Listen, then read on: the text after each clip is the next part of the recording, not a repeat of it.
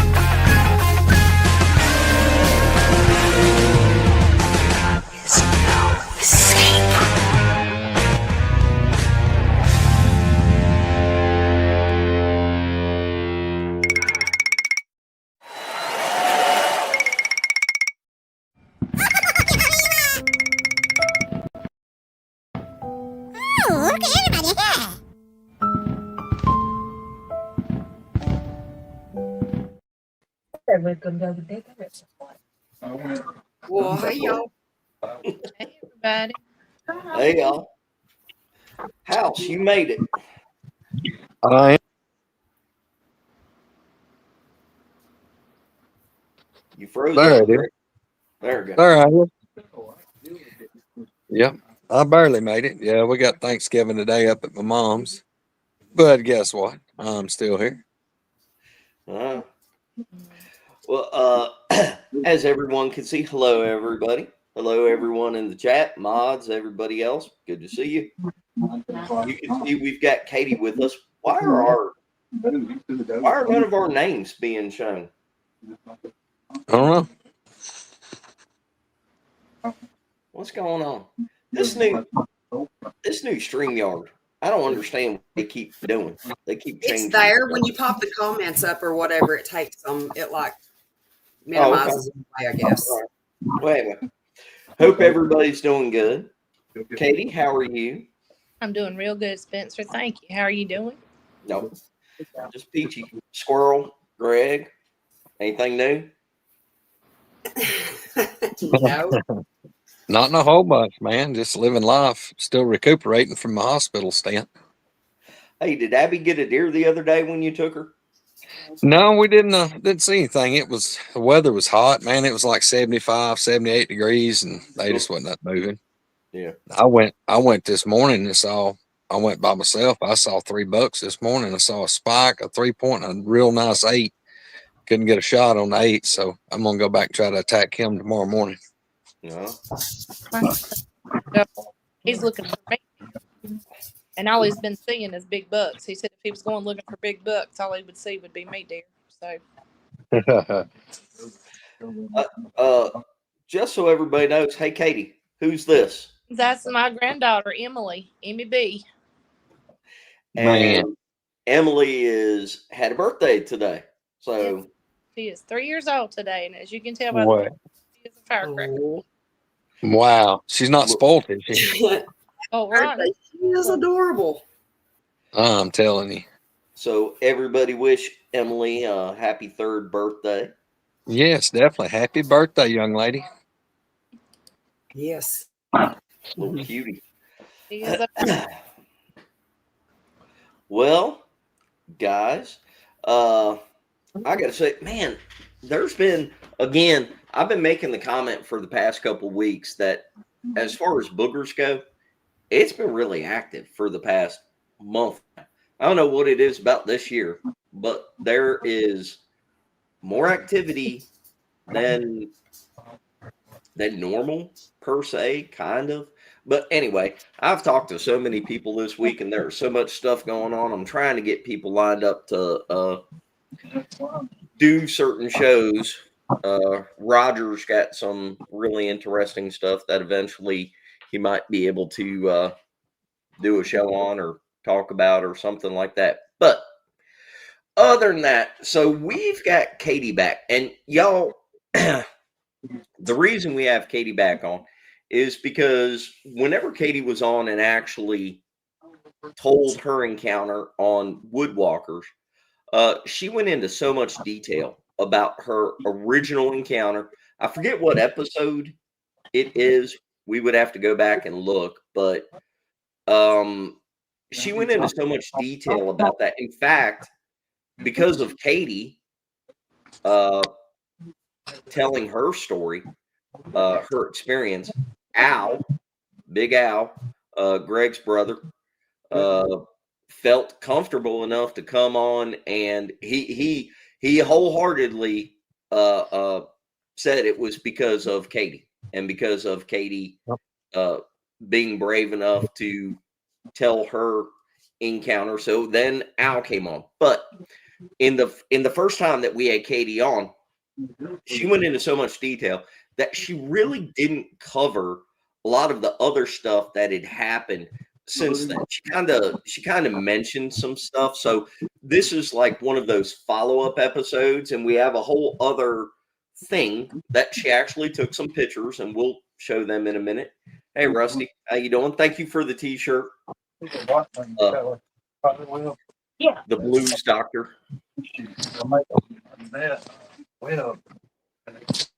I don't know what that is in the background, but okay.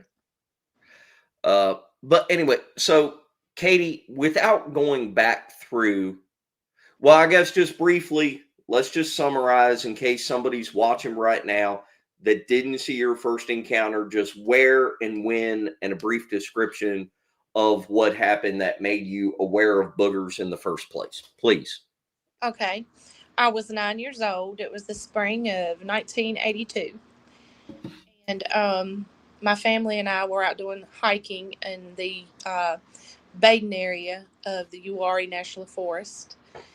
And I had went off. We'd stopped to eat lunch, and I had went off from the crowd of people we were with to use the bathroom. And when I had done that, I saw a little bit away from me a creature standing in the woodline that I had not seen when I approached the place where I went to use the bathroom. It was across a kind of cut down slope in a little service road for Alcoa. It was standing in the edge of the woods, and it was, at the time I didn't know what it was. The only reference I had was that it was maybe a werewolf, and that's what I came up with in my own mind, because at that time I'd not heard of Bigfoot at all. I lived in a little, what was at the time a little rural town in South Carolina. It didn't have cable, didn't have satellite, so didn't have access to anything like seeing I think I came along a little late. I was born in 1972 to really have seen the Patterson-Gimlin film, or it just didn't come through my area. There wasn't any watching things like In Search Of or stuff like that. I had not heard of Bigfoot. It took me coming across Bigfoot in the library and books later on in life to begin to think it was a Bigfoot. For a very long time, I believed I had seen a werewolf, because what I saw was too big to be human, too animal to be human, but too human to be animal. And it was somewhere in between. And but that is where, as I always say, I fell backwards into the Bigfoot. For the longest time, I wasn't even looking into Bigfoot. I researched werewolves a lot because I thought that's what I had seen. And it was as I became an adult that I began to suspect I was seeing a Bigfoot when I heard more descriptions of Bigfoot and things like that. But from that moment, I knew there was something out there. There was at least one of something out there, and it was a possibility. And it changes the way, without you wanting it to, it just changes the way you look at everything. Everything, in my case, outdoors, anything going on around the house, you become more aware. Because for the longest time, I thought it was going to come get me, because I suspected it was, at least part of the time, a man and could find me. And that caused me to have a lot of hyper awareness in outdoor situations, especially. And that just kind of settled into a part of who I was, just being more hyper aware outside.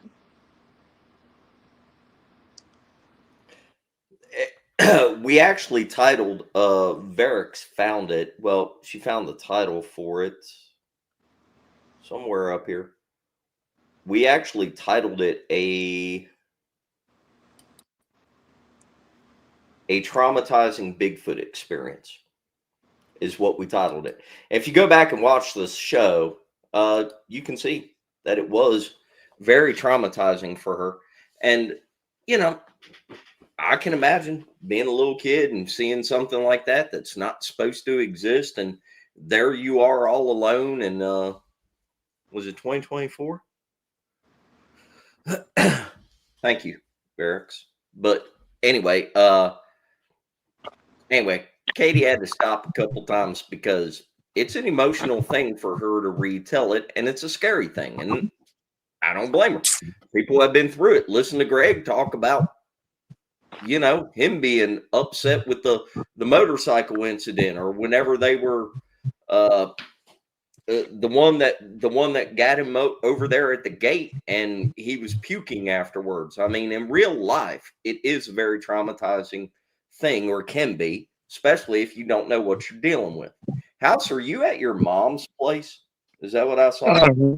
I am. I just walked out here, walking around the yard because everybody's piling in. Dad's see mom's house. Maybe the sun's got you. The house. People say, you know, how close to the Bankhead Forest did you grow up? The house is about 40 feet. Yeah. Around those trees right here, are bank property. Yeah. That's how close. This is the backyard I grew up in. That's Bankhead. That's the line right here. Yeah, this is House's mom's place, which is super nice. I've seen it. Very, very nice property. Is down the road from his actual home. And then he has the man cave. So most of the time, whenever you see him, you're seeing him at the man cave. But he's at his mom's house right now. Anyway, all right. I was just wondering, as you were walking, I saw the house in the background. I thought it looked familiar. I was just on a walkabout for a minute, but no. Thing about it, what she was talking about on Katie, I was overwhelmed with emotion when she was telling her story, because I've been where she was, and you know, I thought about, you know, I was 25 years old when I went through it, you know, dealing with these things when it started. I can't imagine being a little kid.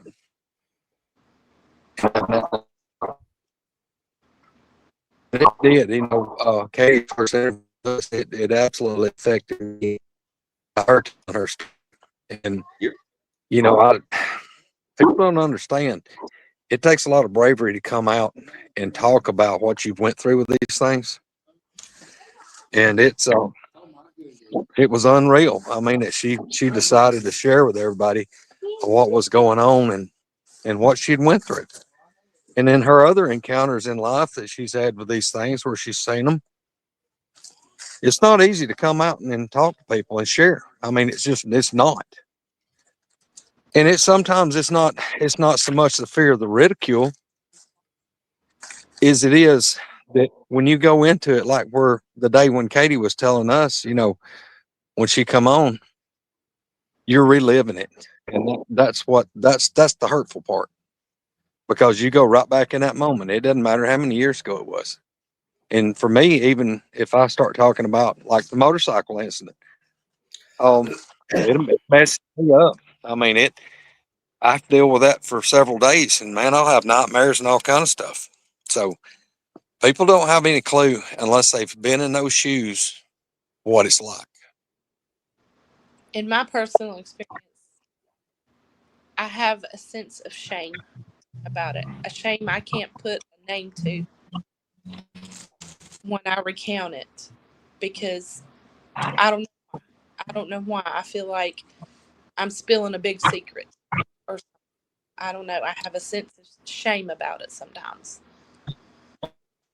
I don't know why.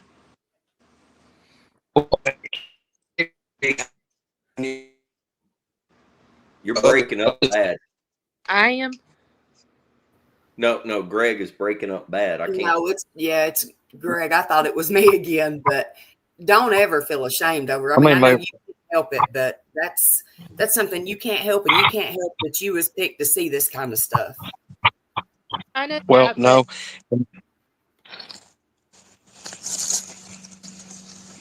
Go ahead, House. I was just going to say what I was trying to say when maybe I'm not breaking up now. Me being law enforcement for 16 and a half years and counting, you see that with a lot of victims of all kinds of things. And, when you shouldn't have shame, but you do because something out of your control has affected you. And, a lot of victims will have shame just from all kind of things. I mean, there's all kind of crimes and bad things, and people, it's almost like a victim mentality. And it's some people get over it, some people don't. But I you think just got to make peace with that. I think a portion of that shame comes from it affected me so deeply. It did, but I was Hmm. not physically harmed. I came away, not physically lessened or anything. And I think part of my shame comes from my own fear. It's like, why are you having such a reaction to this for so long when nothing physically really happened to you, you know? And I think that's Well, where shame comes from. Katie, it's kind of like this. If we all went on a beach trip, went down to the ocean, and we all went swimming around the reefs, and a bull shark about 8 foot long come by and brushed up against you, look, I'd be the first person beating the paint off side of the boat trying to get back in the boat. And look, I wouldn't get back in the water ever, whether it bit me or not. I mean, that's just part of it. Yeah. I don't know. But, it did make me hyper aware. I did definitely build a hyper awareness. When I say the rose colored glasses were gone, they were gone. They in that instant, I never looked at a lot of situations the same. I was Mhm. always trying to look deeper to make sure I wasn't missing nothing. Yeah. Well, not to go too far down the rabbit hole on this particular, this gave you the ability to know that they were there and to have the insight to start paying attention for the other stuff. And I don't, right now is not the time for you to get all emotionally bent on me, Katie. We got other stuff to talk about. Okay. But it gave you the ability to start paying attention. And since then, you've you've actually, you started going, oh wait, that might be something, or oh, this could be something. And so why don't we kind of pick up from, after that experience, let's just tick off a couple of the things that you've actually seen and experienced before we get to the hay bales thing. Oh my goodness. Um, Even before I had that experience, uh, mostly I've seen paranormal things in the way of spirits. Right. I've seen what anybody would call a ghost. I've experienced hauntings. Um, that was so broadly talked about in my family that it was kind of like an expected thing. You know, my whole family was that way. I've seen the Brown Mountain Lights, things like that that are just to me, in on the opposite end of the spectrum, are just something that is almost expected. My family, we talked about hauntings and experiences and spooks, spirits, seeing ghosts, seeing the Brown Mountain Lights, um, just a lot of different things that were more in the spiritual realm. And then also, just miraculous healings, things that to do with faith. Yeah. And those things, which some people might see as, truly miraculous, and I'm not debasing them in any way, they were, but were something I expected, something I was familiar with, exposed to. But I've had those experiences plenty of times, um, sometimes to the point where I'm just immune to it. Um, for a long time, I didn't go deep in the woods. I didn't expose myself to being where there might be a creature of any kind, even though I grew up in the woods. But as I got older, I started getting, I guess you could say, more lax in how I would do things, where I would go. Um, I would see things and have experiences where I would just be like, well, that was weird, but I still got out of the way. I had went back to Brown Mountain with my husband to try to see the lights with him, and we're hearing this deep coughing, growling grunt, and that run me off.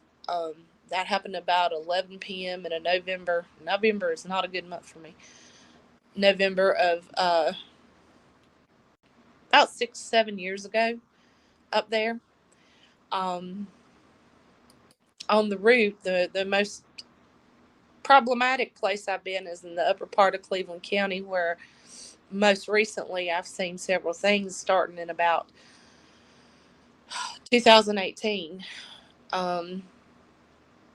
I would travel a road, it's Highway 18 north into Morganton, where I was working at the time. I spent 6 years working up there, and I would see all kinds of things.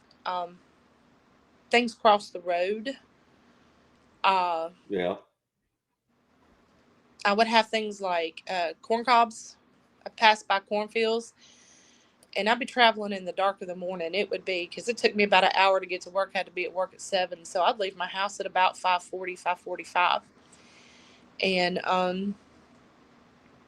so I'd be traveling up this road in the dark, and corn cobs would just come flying out of cornfields and hit my car. Nobody around. I don't think anybody would be standing in the cornfield just chucking corn cobs. It's not impossible, but it's not likely, And I had a deer one time, it looked like it fell straight down out of the sky. I was traveling along a flat section between two wooded sides of the road, and I was coming home, and it was dark. I worked 12-hour shifts, so I go to work in the dark and I come home in the dark. And it just looked like this deer just fell. From what my headlights saw, it looked like it just came straight down and landed in the road and bounced. And I slammed on my brakes, and nothing else came out behind it or around it, and it kind of got up and staggered off. But I'm like, if I had to say what it looked like, it was thrown. It had been thrown and just landed in the road and bounced. There wasn't a bank for it to have jumped off of. There was a ditch for it to have jumped, but there wasn't a bank or anything on either side. I've seen lots of small things and a couple of big things. Yeah. But, Well, and before you go any further, the point of what she's going to talk about now and the photos that we're going to show you, let me preface it with this. If you're watching this show, you've heard all of us talk, you know the way that we view the subject and everything, but I think it's important in the Bigfoot community. You've heard me say 100 times that we like to have the people on that nobody has heard of before, or the people that have these experiences that are not necessarily the class A. Her first encounter was a great class A encounter. She got a bunch of detail. It was very traumatizing. This next part that we're going to talk about with the hay bales and everything, the reason for this is because, y'all, I will be the first one to say that whenever you actually experience these things in real life, you're going to question yourself. Unless you see it standing right there, you're going to question yourself. What the heck just happened? What did I see? What did I hear? Your brain tries to write it off, and you end up with more questions than answers on everything. This is a prime example of it. We should start by saying that Katie lives in North Carolina. That's where this happened at. That's where her first experience happened at. The hay bale thing. This is the same area. But look, pay attention to this concept. I want everybody that watches this to at least have an appreciation for and understanding. It's okay for you to question, what the hell did I just see? Or how did that happen? Or it's okay for you not to have all the answers because the thing did not walk out right in front of you. If somebody, I talk to people all the time, they're like, man, I had something thrown at me and I heard a growl and I heard something walk away, and that's it. Well, guess what? Welcome to the club.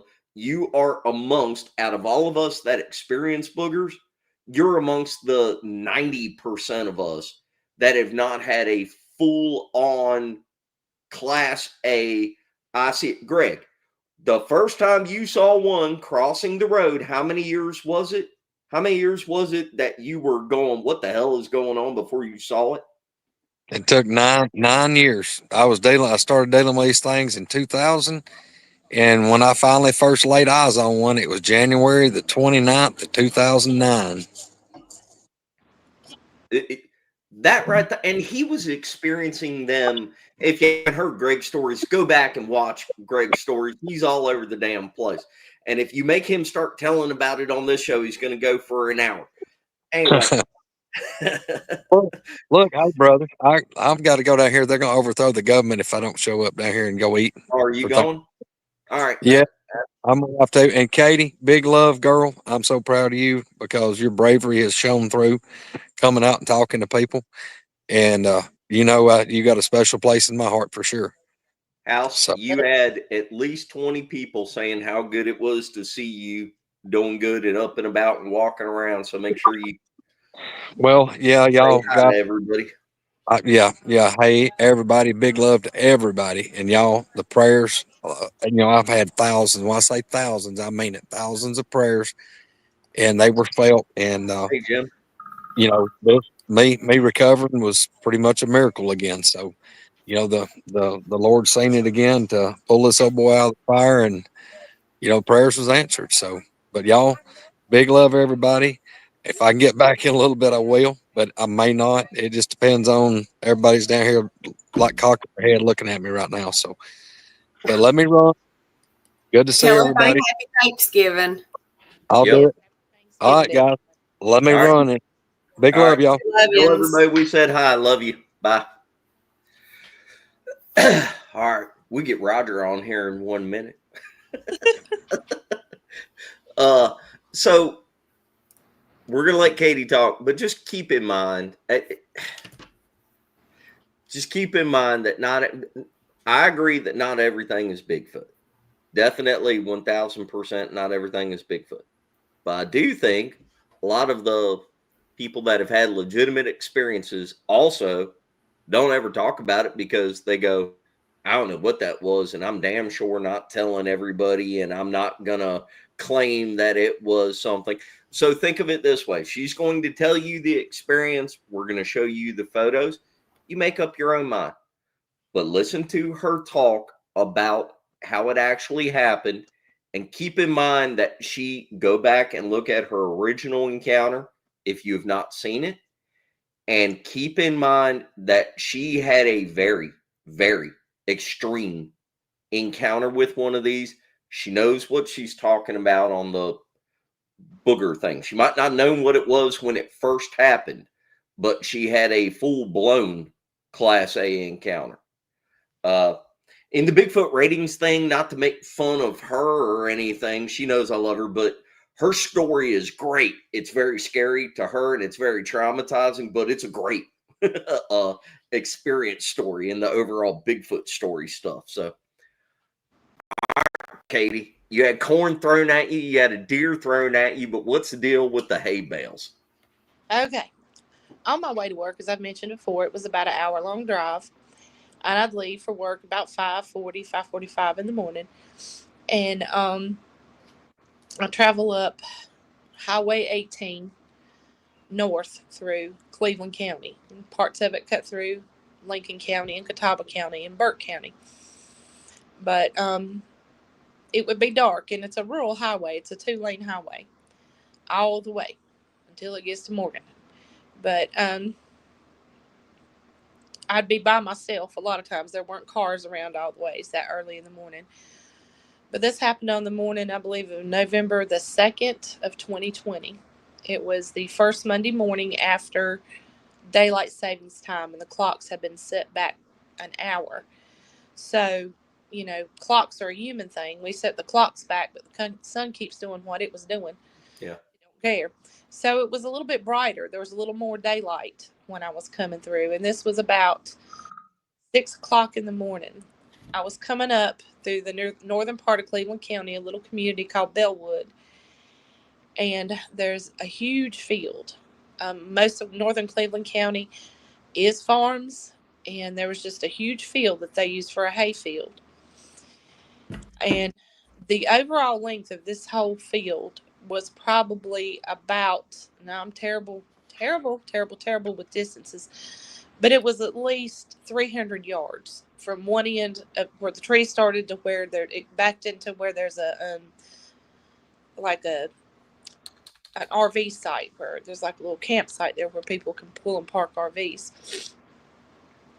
And at each end of the field, they had a row of hay bales covered in tarps.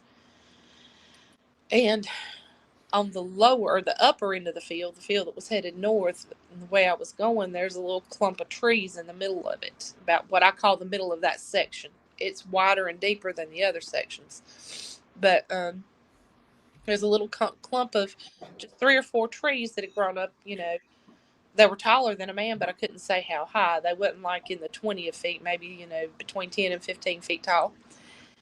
And they had brush, around.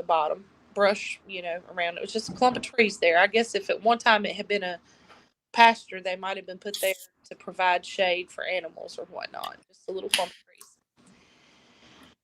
And I'm coming up, and it's just my car on the highway. There's nothing coming towards me. There's nobody behind me.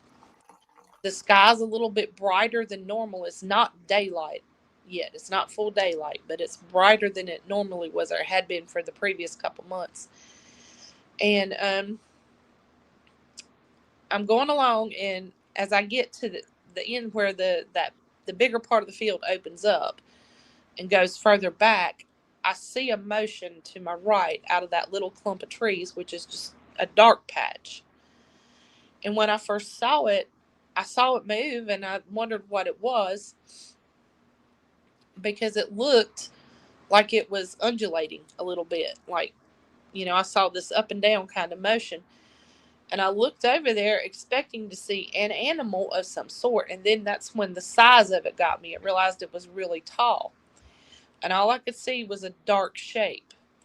And as I'm looking at it, it just becomes a streak. It's a black streak moving so fast. And that struck me at how fast it was. And it was running straight towards those hay bales, the end of the field. And I'm still driving along, watching it, wondering what it is. It's just this dark black moving shape, and it moved so smooth, so straight. It was almost like it was on a track, a rail. I mean, it was just going straight. But it was moving so fast, I couldn't make out any features on it. Just that dark streak, long dark streak. And I had the chance to think, well, when I'm thinking, and these are instant thoughts, when it gets to the hay bales, I'll get to see what it is, because I'm thinking maybe it was bears, or maybe I was seeing a black cat, but it was moving so fast I couldn't tell. But I'm thinking when it gets down to where these hay bales are, it's going straight at them. So it's either going to have to stop and turn in front of them. And the grass in the field was a little higher. I mean, it was, a little higher. It was I can't tell if it was moving so fast that made it hard for me to see, or the fact that the grass was higher. I don't know. But I was sitting there thinking it's going to stop, or when it gets these hay bales, it's either going to have to turn and run down beside them, or at least stop and, jump up. If you watch anything on 4 legs go jump something, it kind of pauses, or at least there's a period where it leaps and is flying through the air and you can see it and make it out. And I'm watching it, and this is all happening, in over seconds. Well, when it gets down to the hay bales, It does not stop. It doesn't turn. It doesn't make a leap. It just spreads out. Like if you took something that was folded and just spread it, like a folding door or something, and just spread it out. And it went over the hay bales, and it just made it went up the first one in a loop and then over it, like it oozed over it, like if it was a centipede or somebody drug a blanket or a rug over. And that shocked me, and how big it was shocked me. And after a moment, I was like, I'm pretty sure I just saw a booger. For something to be that big, that dark, that fast, that weird, I'm not sure. But my nerves got tore up. I got scared. I drove on into work. I kept getting upset over it, and then it was just a knee jerk reaction. And I got to work, and I went in and I told him, I said, look, I don't feel well. I'm going back home. And then I went out to my car, and I sat there about 10 minutes trying to figure out how I was going to get home without going back the way I came. That wasn't going to take me 2 hours, because I didn't want to go back through there. I didn't want to. It was there. I didn't want to be there. But then I got aggravated at myself. I'm like, we're not going to go down this hole again of a lifetime of getting inside before dark, avoiding windows, hiding in the corner. You've got you've got a good idea of what it was. You can't be just go in a hole again. So I gathered up what courage I could and went back. And I had about 25 minutes, 30 minutes from work to back where that happened. And I kept giving myself this pep talk of, you're going to be fine. You will be fine. You can be scared. You can be sad. You can be traumatized, but you're going to be fine. And I was like, I'm going to stop and take pictures. I was like, I was trying to describe I had called my husband and was trying to describe to him what I had seen and where I had seen it. And I wasn't doing a good job. So I'm like, I'm going to stop and take pictures so I can show him what I meant. So I went back, got by there, and it was about 40 minutes to an hour after I had originally been through. And I turned around and I went back and I pulled off. Now, Highway 18, like I said, it's just a 2-lane road. A lot of traffic goes up it in the daytime. It's a truck route. It can be busy. A lot of work trucks go up it, a lot of, service trucks, farm equipment. And so I pulled off on the shoulder of the road to take pictures of the line of hay bales so I could show it to my husband so he could see what I meant when I said it oozed over him. And I really wasn't looking. I only took maybe 5 pictures total. I was looking back over my shoulder more to make sure I wasn't about to get hit by something than what I was taking pictures of. Well, I pulled on off and I went back home. When I got home, my daughter came to my house and I was telling her what I had seen. While I was home, while I was basically in bed with covers over my head, and she was looking at the pictures, and I had not really looked at them. I had glanced at them and then just left it alone. And she got to one of the pictures and she's looking at it and said, Mama, what's this in the picture? And I said, I don't know. I said, what do you see? And she's zooming in on a place and she shows me what's in the picture. And I said, I was stunned for a minute. And I said, baby, I don't know what it is. I said, I got a good idea of what it could be, but I don't know what it is. I don't know. And that's how that whole scenario happened. I got aggravated, went back. And when I went back, it was a good 5-6 hours after I had seen it, almost 7 hours, and took more pictures to see if I could see anything that would compare to what it was. But I'm no expert. I didn't see anything. It was brighter. The light was different. I'm not sure I got in the exact same spot because, once again, I'm trying not to get my tail end knocked off. But I don't know what is in those pictures. So, All right. I love it. It sounds like I'm talking to my family or listening to them. That won't get my tail end knocked. Sounds Yeah. like me. Hey, Roger, stand up and show everybody the shirt. I ain't gonna stand up, but I'll show the shirt. The Blues Doctor shirt. Thank you, Rusty. Podcast. Yes, sir.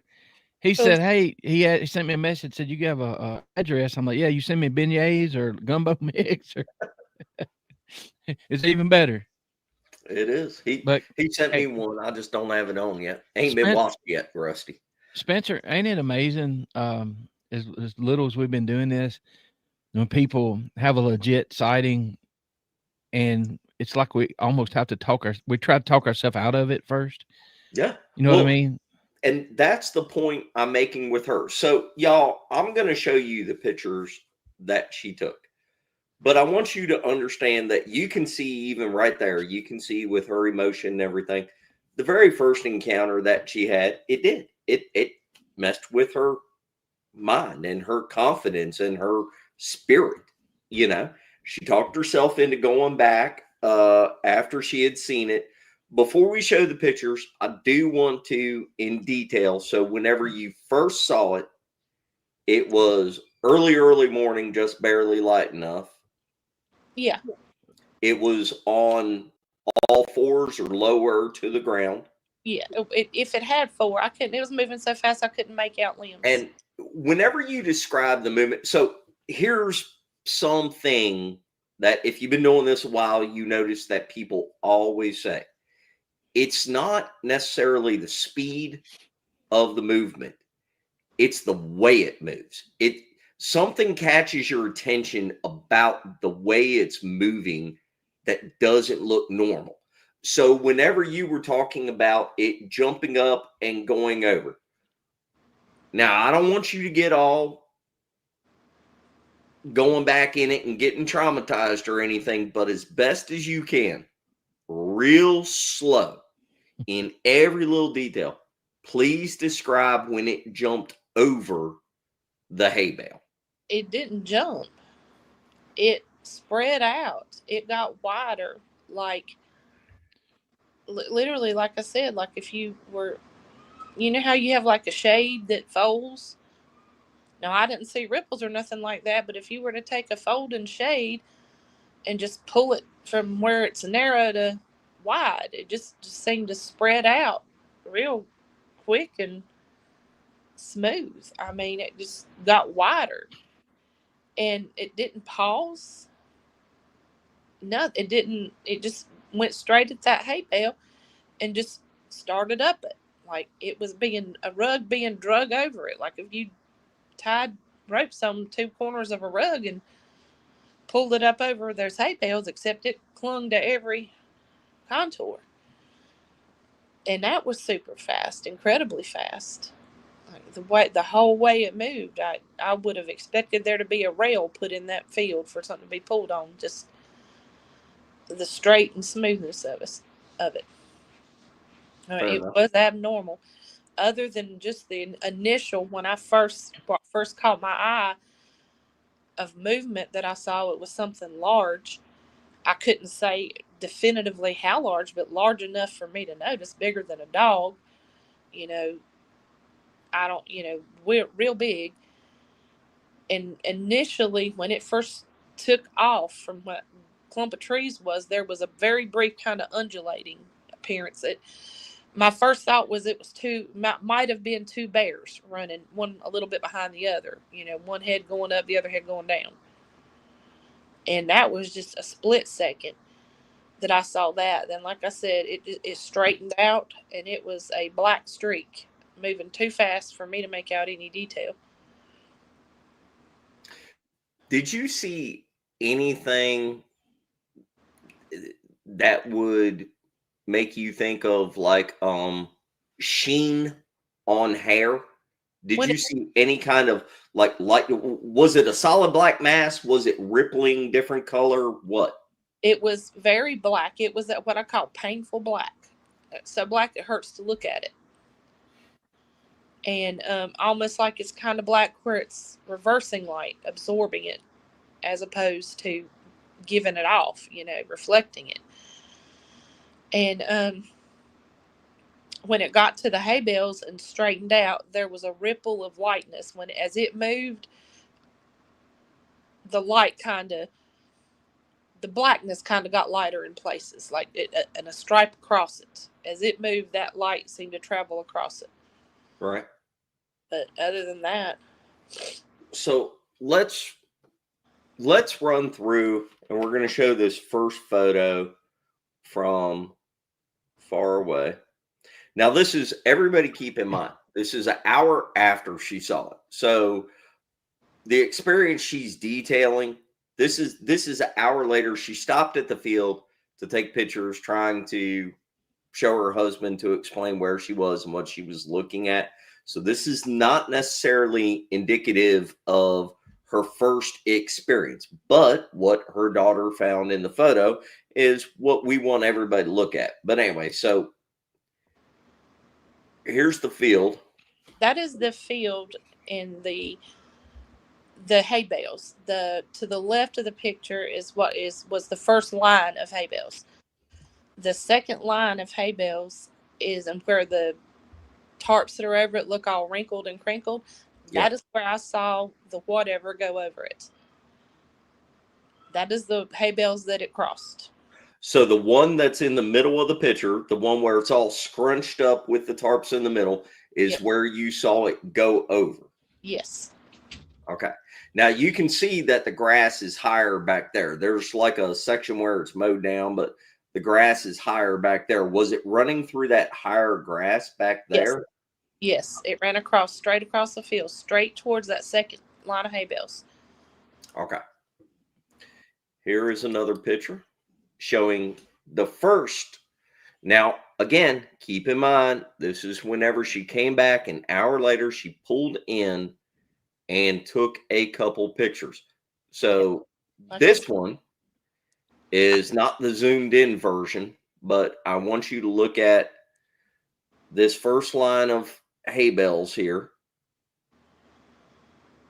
Now, you didn't notice anything while you were taking pictures, right? My only goal was to take a picture of the hay bales, and I was nervous, and I was holding my phone with camera, taking pictures up through the windshield. And when I took that picture, I only took maybe 4 to 5 pictures at that time. I was actually getting ready to put my phone down. I think that might have been the actual last picture I took. And I was getting ready to put my phone down, and I had started looking back over my left shoulder to see what was coming down the highway, to see if I could pull back into the road safely. The only goal I had was to take a picture of that line of hay bales. Nothing else. And this is what her daughter pointed out and they zoomed in on. It's right in the center of the photo. I'm not going to enhance it any more than that, because if you do, it just gets too blurry to even see anything. Not going to say what it is, what it looks like. Obviously, all of us can tell the rough shape of what it looks like. I will say this, even if you zoom in on it, you can't see anything behind it, through it. So whatever it is in between the hay bales and the wood line behind it. That's the best I can say. And also, it's not a shadow. Well, that's what I was going to say. If somebody said, "Oh, that's a shadow," if you look at the left side, it hides that tree behind it. Yeah, yeah. And it's not like there's nothing to make that shadow. I don't see. The sun is probably coming from behind Katie, I would think, by look at the trees where the sun's hitting. Well, there's no shadow in the front per se. The sun would have been to the right of that, back behind, and to the right of that. Yep. And the way it looks is the other shadows would be thrown to the left. This looks uniform and solid to me. If you zoom in on it, you can see, I'll put it this way. Katie never once said that this is definitely a booger. Katie said, hey, I took a picture of this after I went back in an hour and my daughter found this. We are presenting this to you to show you what she's talking about as far as this story goes. Well, this experience goes. I will tell you personally, you can talk to Katie and get the photo yourself. You can zoom in on it, and there are ways to adjust lighting and exposure and contrast that will make the thing stand out more. There is something there. Whatever the black thing is there is something in between the hay bales and the woodline. That's all I'm trying to tell you. Now, what that is, I have no idea. You can see it as well as I can. You can see the profile of it as well as I can. I've enhanced it as much as I can. And if we go too far, it gets blurry and just blends in with everything. But whatever that dark thing right there is, it has 3D shape itself because you can see kind of lines and light hitting it at different angles, but you can't see through it. It's not something inserted in the photo. It's a natural part of the photo. There's something in between the hay bales and the tree line. Okay. Now, to the main point of the episode here. If y'all saw something like that, do you instantly go, oh my gosh, that's a Bigfoot? Let me tell everybody about it? Do you? Do you go, oh, that's nothing. That's just my imagination. I'm not going to tell anybody about it. Most of the Bigfoot world that has experienced something is going to be somewhere in the spectrum in between. I'm going to tell everybody about it, or I'm not going to say anything about it. Roger, you're on here. How many people have you spoken to since you've started this thing where they tell you amazing things, but they don't want to go public, right? Right. I mean, it's so bad that it hurts. It does. Because they'll show you things. They'll tell you, you can put a pin on the map here locally, which is awesome for me. But God, I wish I just wish we could share everything. But that's just the way I am. But Katie, I got a question. Okay. I've been around you a little bit. We've had some stuff happen when we were around each other. Yeah. Why did you go back? Did you feel drawn to go back and take pictures, or did you know what I mean? It's odd to say. First off, let me say the shape that's in that picture is shaped nothing like what I saw that morning. I mean, Right. I don't know what I was expect. Well, what if I had known I was going to catch that?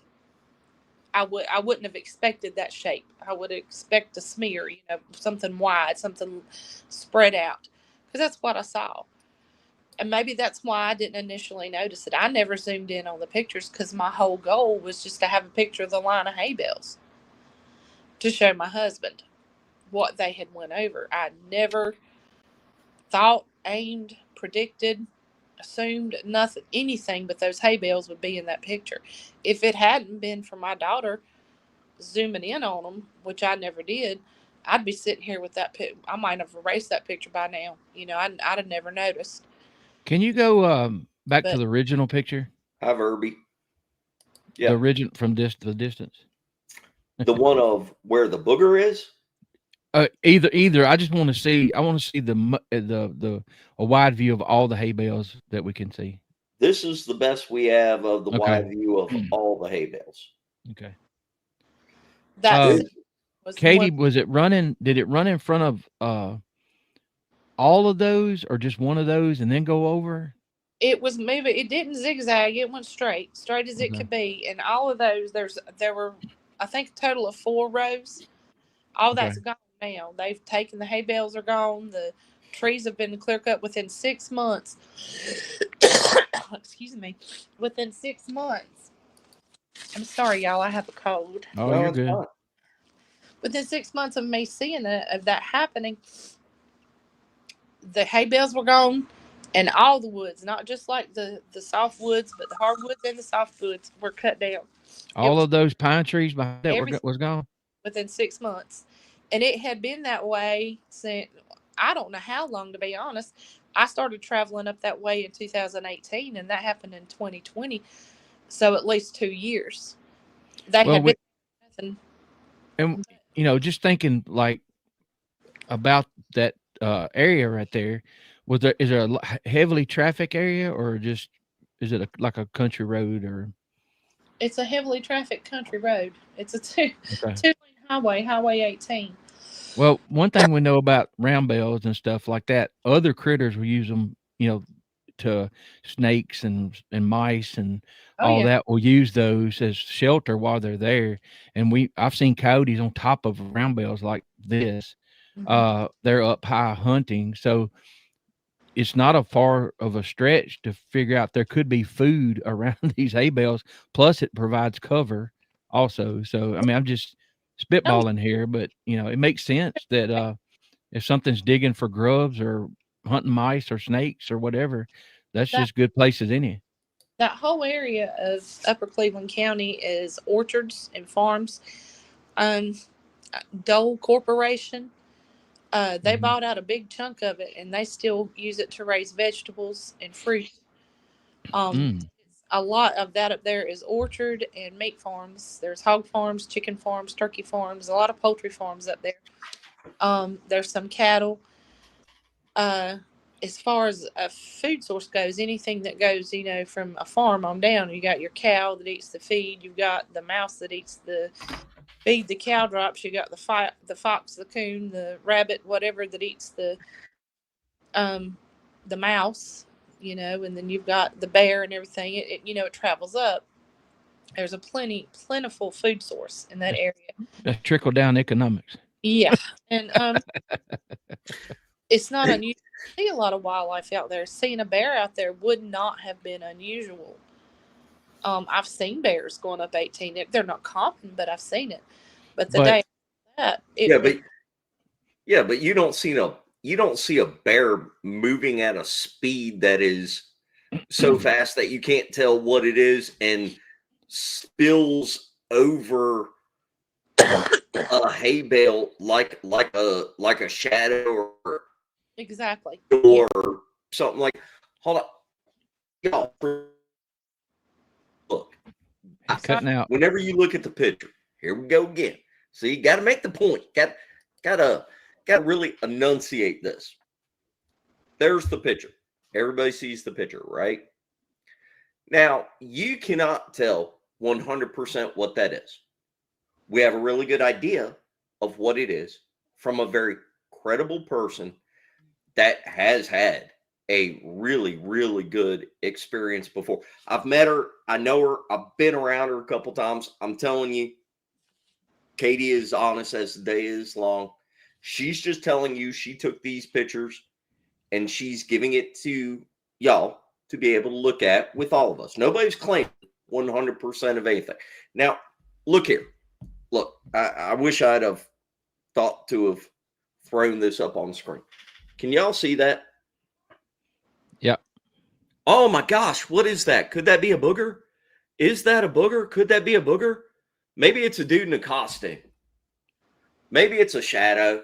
Maybe it's a trash bag that was caught on branches and just got caught by the wind and somebody took a picture of it. That's not the point. The point is if a booger got hit by 18-wheeler in the middle of the highway and it was laying there and you had 20 people standing around poking it, taking high definition pictures with your phone, the only thing you know is that, okay, this is what a Bigfoot looks like. It's 7 foot tall. It's 8 foot tall. It's 4 foot wide. It's 2.5 foot thick. Looks a little bit more human than a chimp in the face or something like that. You don't know what it eats, where it goes, what it does, how it communicates, where it came from. You don't know if it can do the mind speak, mind control, if it messes with the batteries. You don't know if it operates as a family, as an ambush predator, how does it hunt?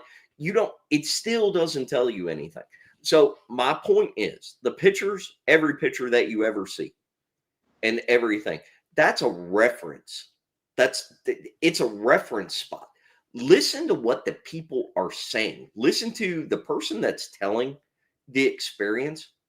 Listen to the detail that they give you and how it moves, the time of day, where. Even then, you're not going to get much. But my point is, a picture. Is that a booger? Very well could be. There's no way to prove that 100% or not.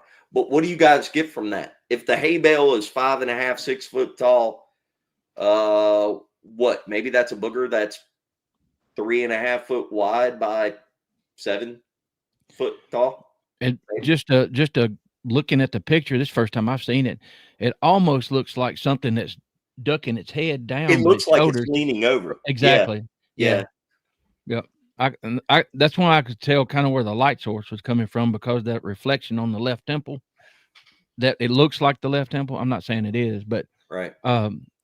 just there's little things that you can pick out, and I know, when you have something happen to you and you're listening to a witness, you take into account their age and where they grew up too. So you grow up in this area, you know what's there and what's not there. Right. So if you see, I mean, I don't know, if you saw a giant tortoise that's not supposed to be there, it's going to freak you out a little bit. Right. But in your memory bank and your experience that that's not supposed to be there. So it's probably going to freak you out for a little bit. But yeah, I mean, that's, I don't know. It even looks like the dark right there. Now check this out. From where that sun's angle is coming from, that's exposed. You look at the dark into the shadows in the woods, it's a different black. So that's just my 2 cents. Yes, but this would go into, okay, so let's get off the picture because everybody concentrates on the picture. Let's go back to the details. Listen, let me say something. You still Look here? at it from a hunter's perspective or whatever, how that field is open, how they've got them rolls of hay just lined up against the wood line.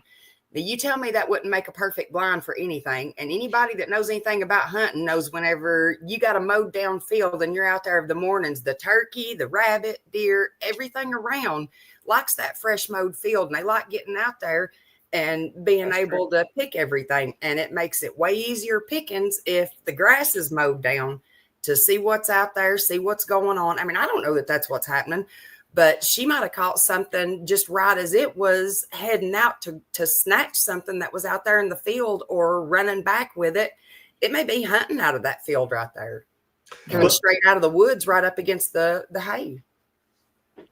The thing that I would point out about this, or the thing that stands out to me, if anybody cares, if she went back an hour later and this thing was there an hour later, Katie's had an experience with these things before, a real impressive experience with these things before.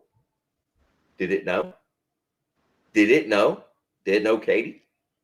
Did it stick its head up? I mean, if anybody had pulled in that field, would it have just stuck up from behind? If we assume that that's a booger, did it just go, oh, there's somebody in the field, let me see who it is, and she just happened to catch a picture of it?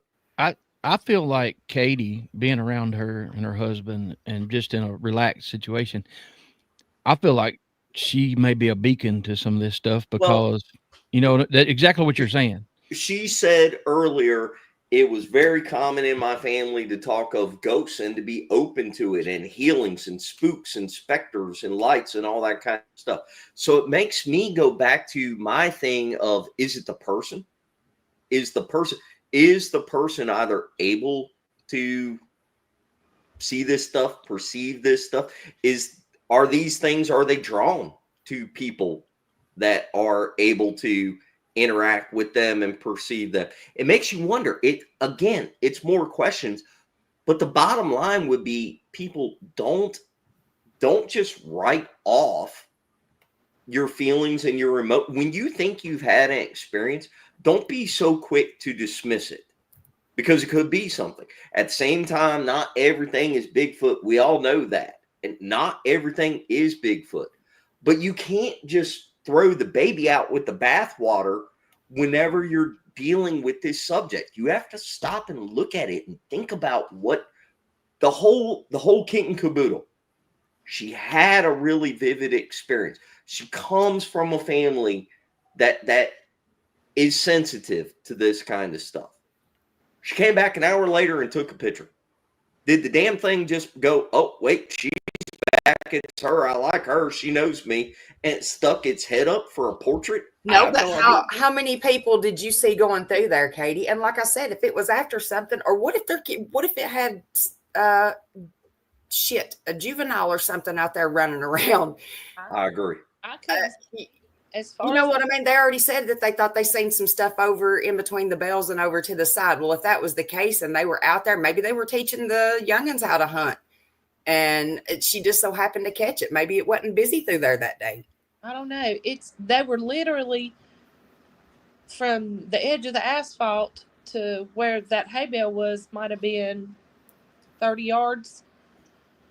And for some reason, my camera makes it appear that I'm further away from those hay bales than I was. I was kind of close to them. Yeah. As close as I was going to get. I just stopped. And I'm right there on the side of the road. Now, typically, that highway's moving. Whatever's going up and down in its business is moving. Nothing stops there. And here I was. Other than the tractors, and raking the hay out there, I've never seen anything in that field vehicle-wise. But, I not around it all the time, I don't know. But I had stopped there and I was sitting there. I had passed, turned around and come back and pulled off and was sitting there at least a good minute. I was there, at least 1 minute.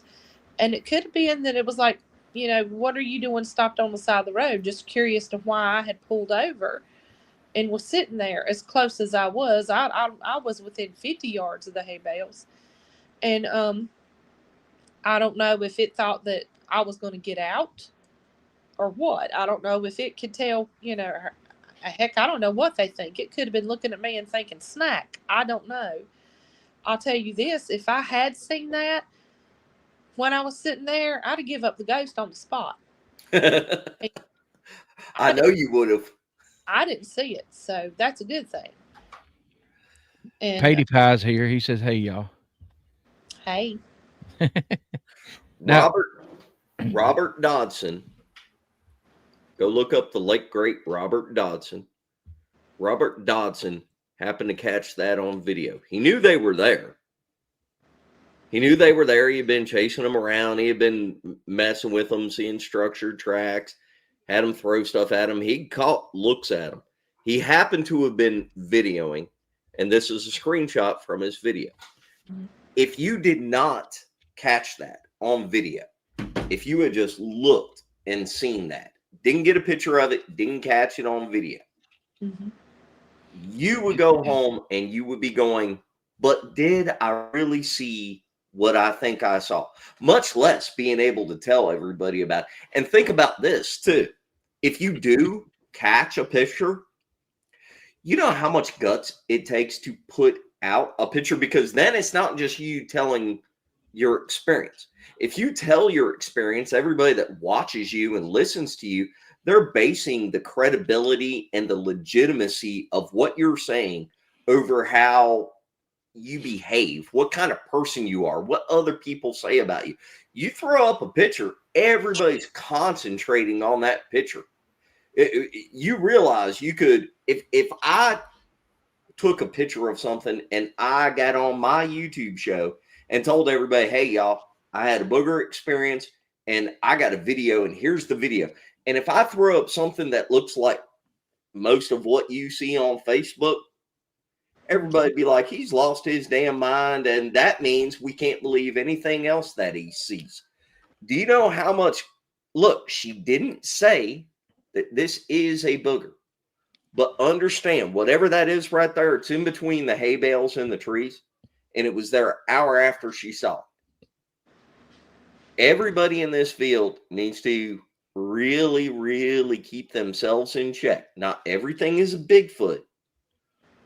But there's stuff like this, and just because it's not clear as day a Bigfoot doesn't mean it's not a Bigfoot. It's a fine line we have to walk in this stuff, y'all. Well, it's something. It's You know what I something. mean? It's something, and she saw something really freaking weird an hour before. So, I I can't believe she went back and took pictures. I'm proud of her. That's right. Um, Katie was nervous the entire time she was at Hollins. you should have seen her when she saw that red orb to the I right bet. of her. I was Hey, there. There ain't nothing wrong with that. Me and Katie both knew there was some weird crap going on there. And Mhm. that's the difference, though. And that goes back into what you was talking about. Is it people, or is it this, or is it that? I think it's a little bit of all of it. Yes, black is the most prominent color, followed by the dead pine needle reddish color.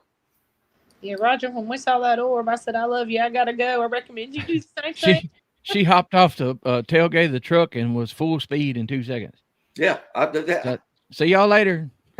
what? Go back and watch her interview. I hated that I made her like cry and start to break down and everything. But Yeah, he acts like it, don't he, Katie? Look at she him knows laugh. I love her, squirrel. Don't try getting in the way. But Well, it, I was at Hollins for the first time. I was wound up tighter than the 8-day clock. yep, Yeah. I could tell it. But you did it. I mean, you were there. I mean, it's not my most favorite place either because it's got a weird freaking energy for me. I don't know what it has for everybody else, but I feel like I'm on alert at all times. There, I don't. Yeah, you can feel it. Oh, yeah. Most people I know feel it. Even my pragmatic husband gets a little on edge there. Well, he didn't question you. You said, "Let's go." Nope. It's time to go. I'm good. John won't come on the damn show. I keep trying to get John on. You know, and what's interesting about that? Greg even saw that. Yeah. And he said he didn't want a part of it either because he had seen it before, but on the opposite side when JR, he said he was looking at JR and he saw that same red orb looking thing behind him. Yeah. Yeah, but man. Where Gary was that time we were there, that's where it was the last time. Greg and I made tracks pretty quick after that. You know? Yeah, it's I don't know. I got a good feeling this is the pre-show. I don't want to hang around for the big show. Well, I know this stuff freaks you out, and it's hard to not let it get to you. But at the same time, you've just got to remember it. There's a reason that you're seeing it over other people not seeing it versus why certain things come to you. And I know it makes you scared, but you got to look at too. How do I explain this? There's different reasons that you see different things. And you know that as well as I do. I mean, I know you grew up with a lot of spiritual stuff from your mama and your grandma and all that, but you can't let this stuff get to you at the same time, because if it does wind up falling back to be that it's not that they're just flesh and blood and that there is something more to them, and they just happen to be somewhat, a demonic presence to them or whatever, there again, they feed off from our energy.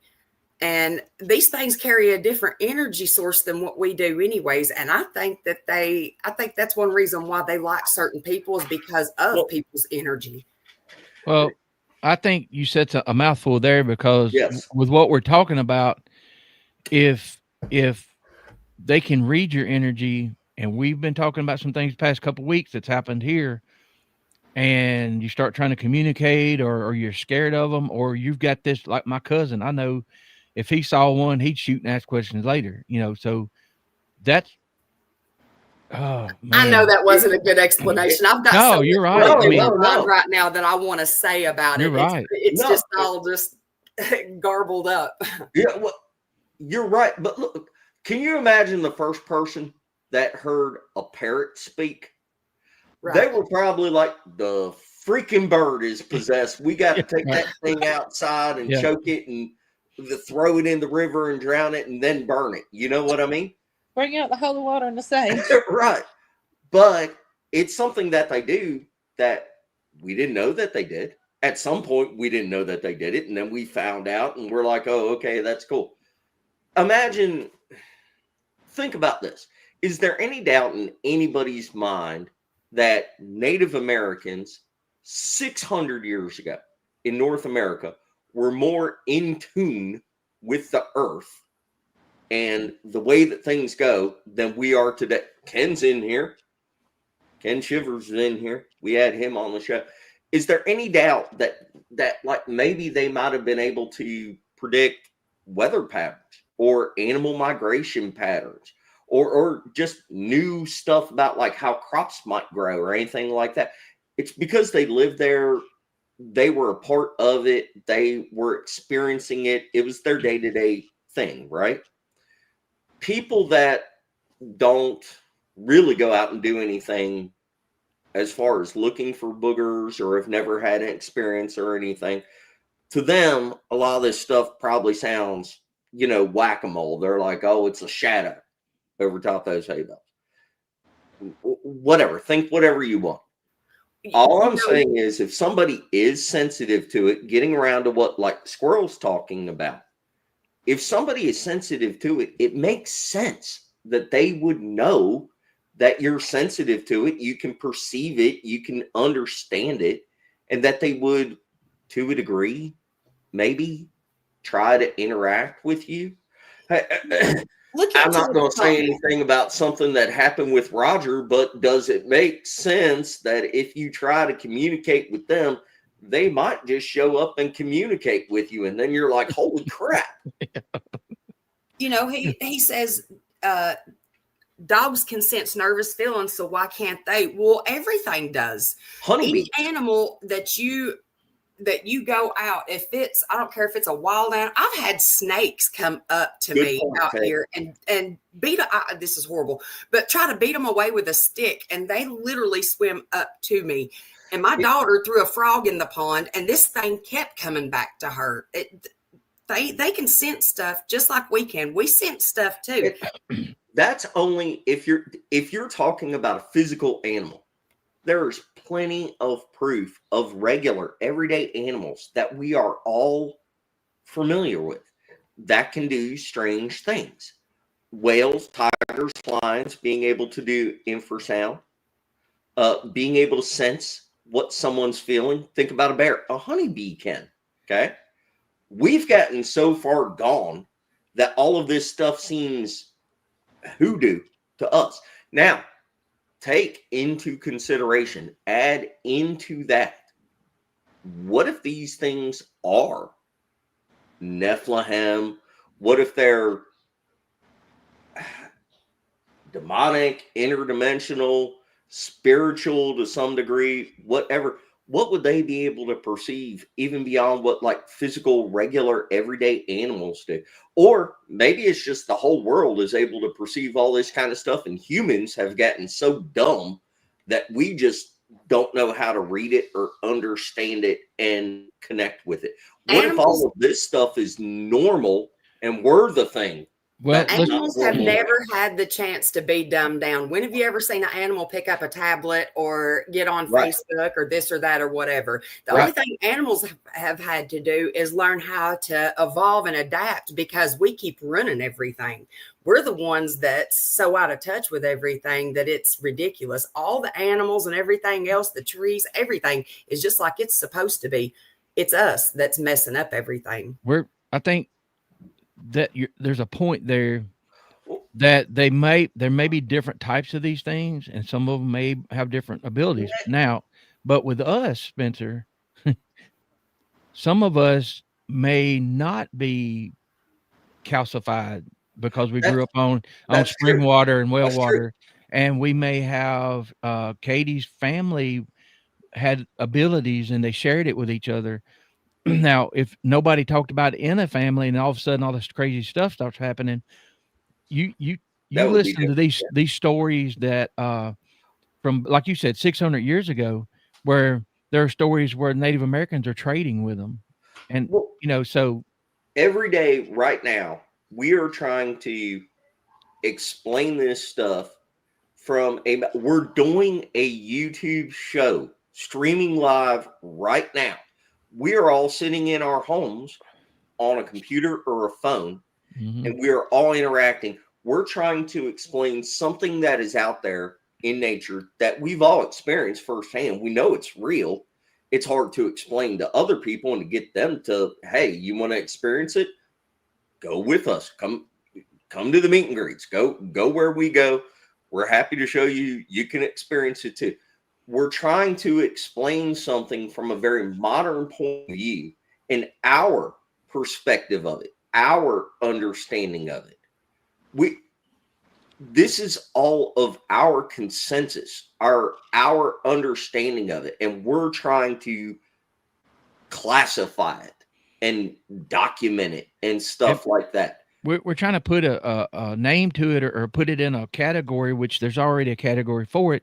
When we talk about, well, was it paranormal or normal? Normal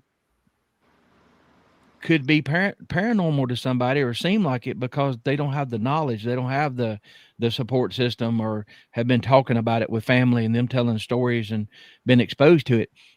The things that have had happen to me in my life is what makes me want to find out more. You know what I mean? So, and everybody wants to put a label on something, right?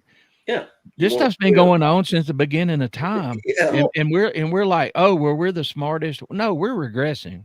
Yes. But we talk about it, and that's the thing. Just like this, okay, tell me how many of y'all have had some kind of childhood trauma or whatever that's grew up seeing this crap from the time you've been little kids. If you wasn't traumatized by something when you was small, grew up living some kind of rough life or something like that, most of y'all didn't really, that I've talked to, never really had experiences. It always seems like it's the ones that they grew up in either like, I guess, a family trauma or whatever. You know, it's been like lines and lines and lines of just some kind of something that's always got the kid, how do I say it, like not traumatized, I guess, so much as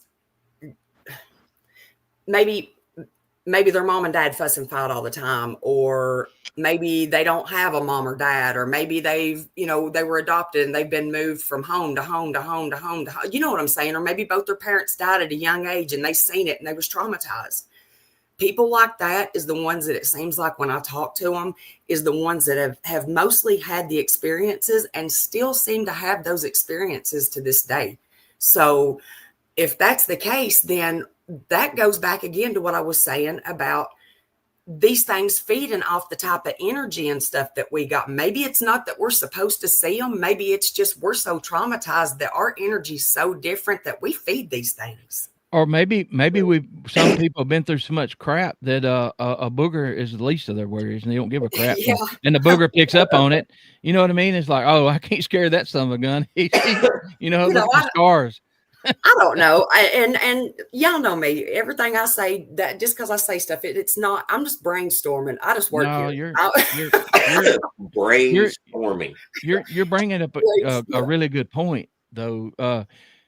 You go back to 2020, Spencer. I don't know when you could go back on you, but did I think in 2019 that I would be sitting here talking about energy and things, reading your energy and knowing things? And now I had weird stuff happen to me, but I always tried to push it away. I've always tried to push it away, the ghost stuff and all that. Well, I think as a kid, most of us do, because most of your parents don't say, oh yeah, that stuff's real 100%. And don't let it scare you. Talk to it, figure out what they want. If most of our parents would tell us stuff like that while we were young and our minds was still open to all this, we wouldn't have all this blockage and stuff that we've got now, and people trying to block it out and then trying to reconnect later on with it once they figure out that they weren't crazy when they were kids. They really was seeing stuff. Their parents didn't see it. So that we got told that we don't see it either. Well, I think at the end of the day, what's real for one person is not necessarily reality for somebody else, especially when it comes to the way that we interpret things, the way that we see things. And I don't think you can't really put people's opinions and views and their experiences in a box, because unless you went through every step by step that they did, you haven't experienced what they have. Excuse me. And you don't see the world in the same way that they see it. Having said that, the Bigfoot world is really bad for somebody stepping forward and telling their experience or showing something, and then everybody tries to dissect it and pull it apart. How many times have you run into somebody and you're talking to them and you're like, oh, old Freddie. Yeah, Freddie's butthole. Because you ran up on him on a bad day, you didn't know who he was, and he got smart with you. But you might 9 other people saying he's a good guy, right? So it's the same thing with experience. If you run up on an animal, a booger, whatever, in the middle of mating season, they've got a little one with them, just like other animals, or they're trying to feed, they're trying to hunt, and you're interrupted. We don't know how they're going to react, right? But so everybody has these different experiences, and it doesn't, I don't think I think it's fluid. I think you're like us. I mean, I could have Yeah. a bad day sometime and snap at somebody and apologize later, but they're like, you know what, Roger's an asshole. So um putting everything in that box, I think is wrong. It's very wrong. I agree. What, Katie? That's right. I said like Ray Stevens.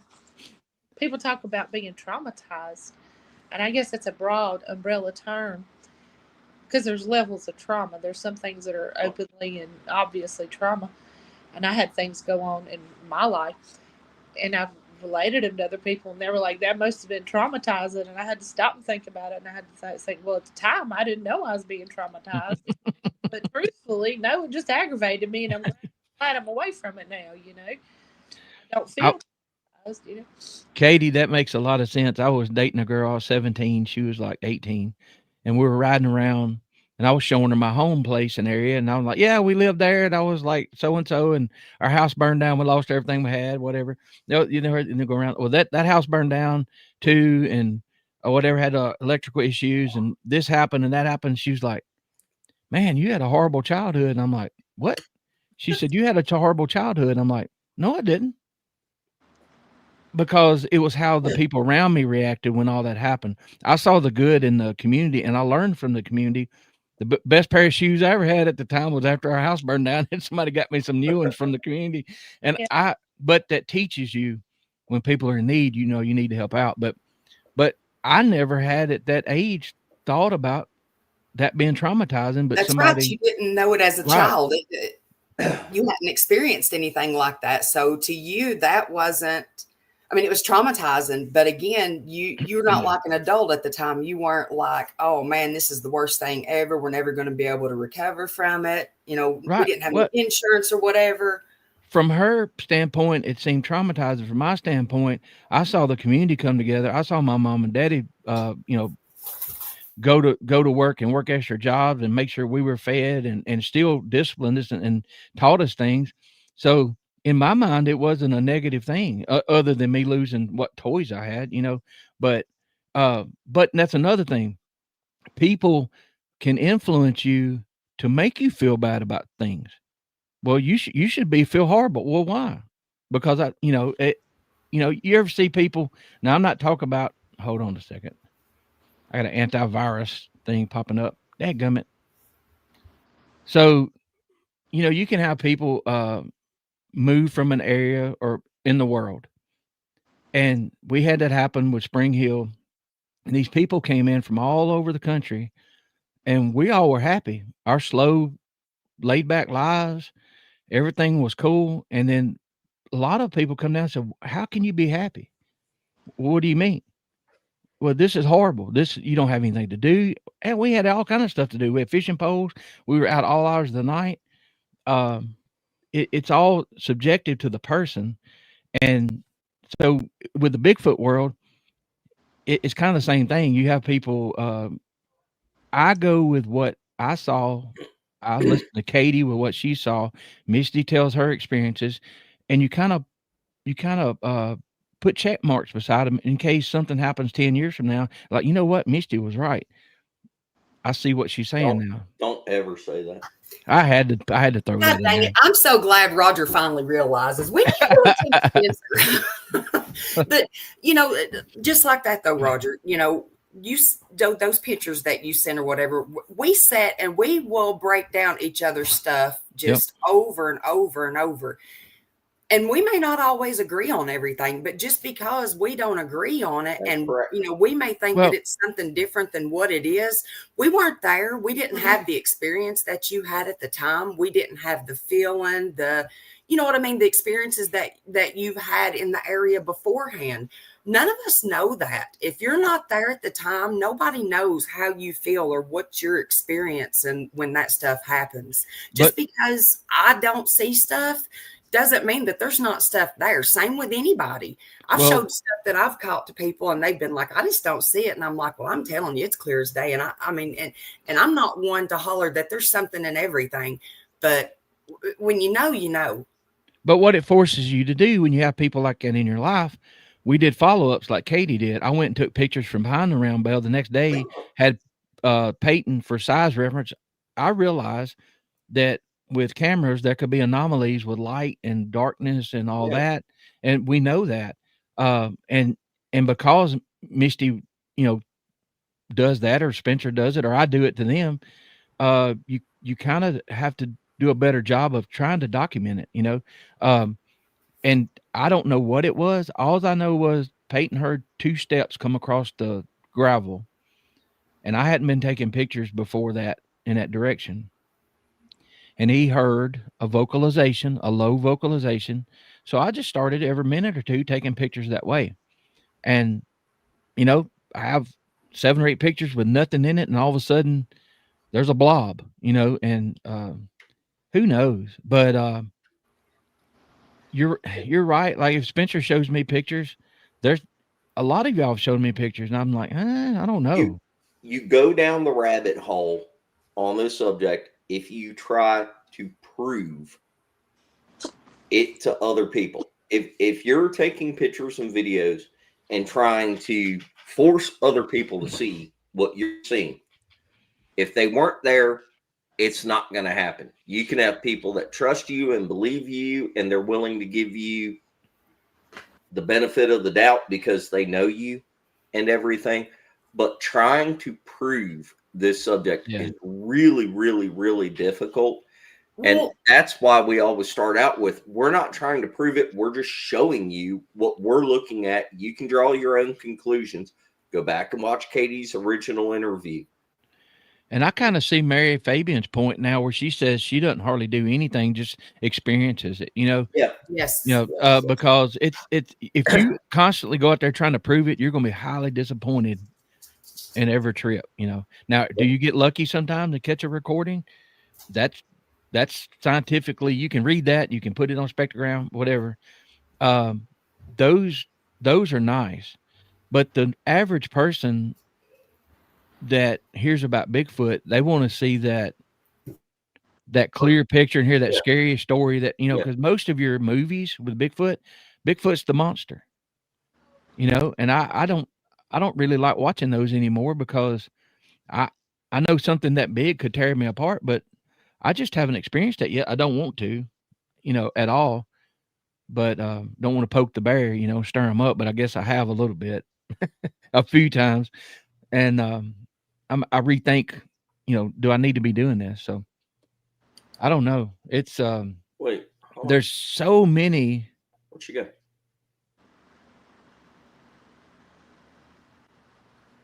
Where's Sharon's comment? Squirrel, stop hitting stuff.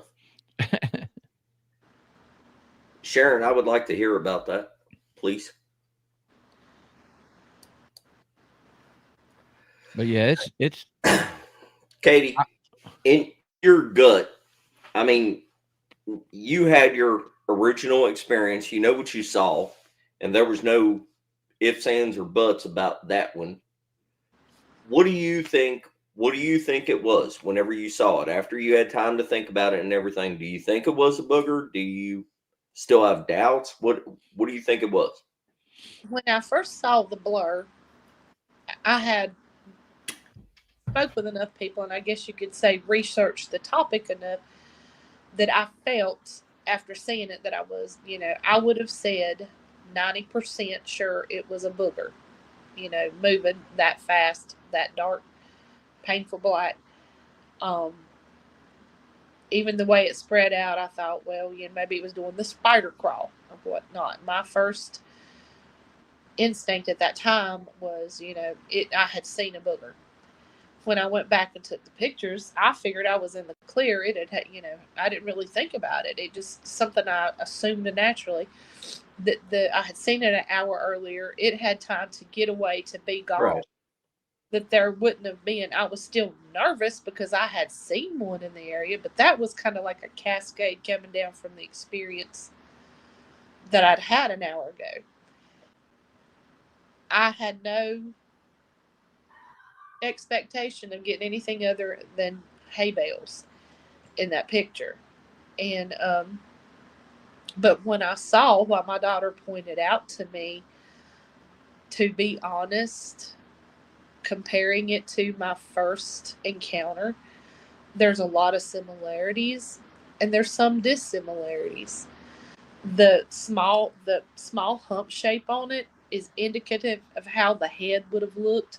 Yeah. But the shoulders, when the one I originally saw, there wasn't, like, if looking at it head on, everything kind of floated down to that shoulder, where if you looked at the chest, the shoulders were immensely wide.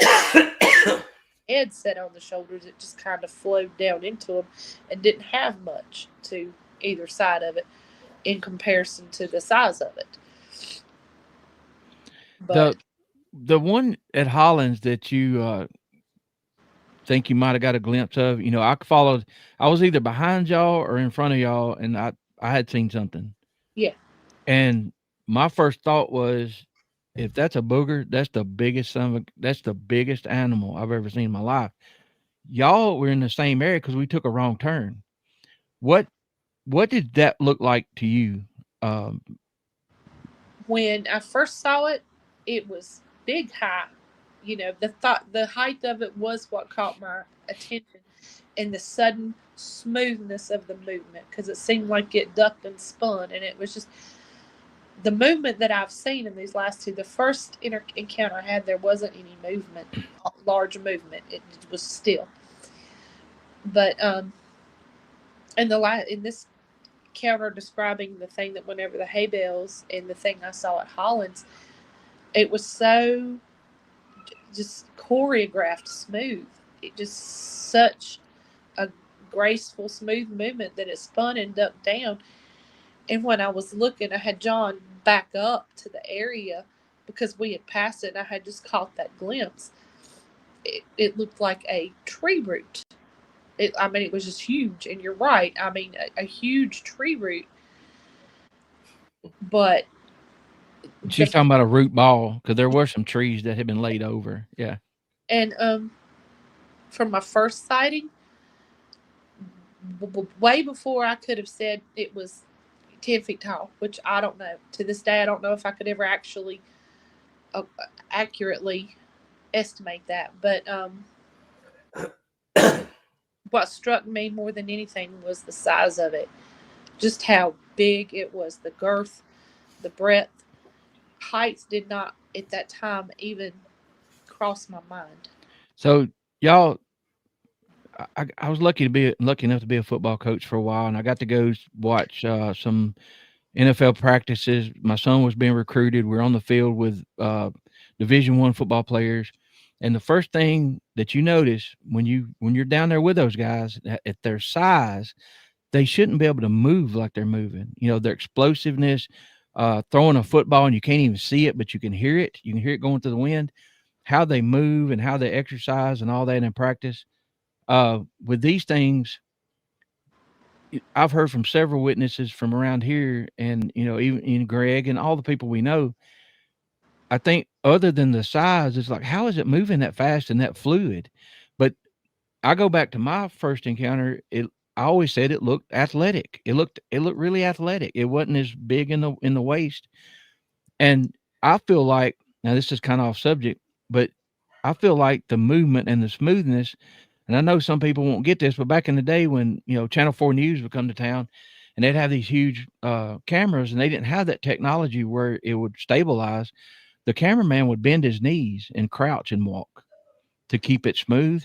And I think these things, the way they're made up, the way they're built, where they don't lock their knees or whatever, I feel like that is a cause of that smoothness. I don't know, but I do know even in the football world, if you're close to a world class athlete and you see how they explode and move, it's mind boggling, and it's a person.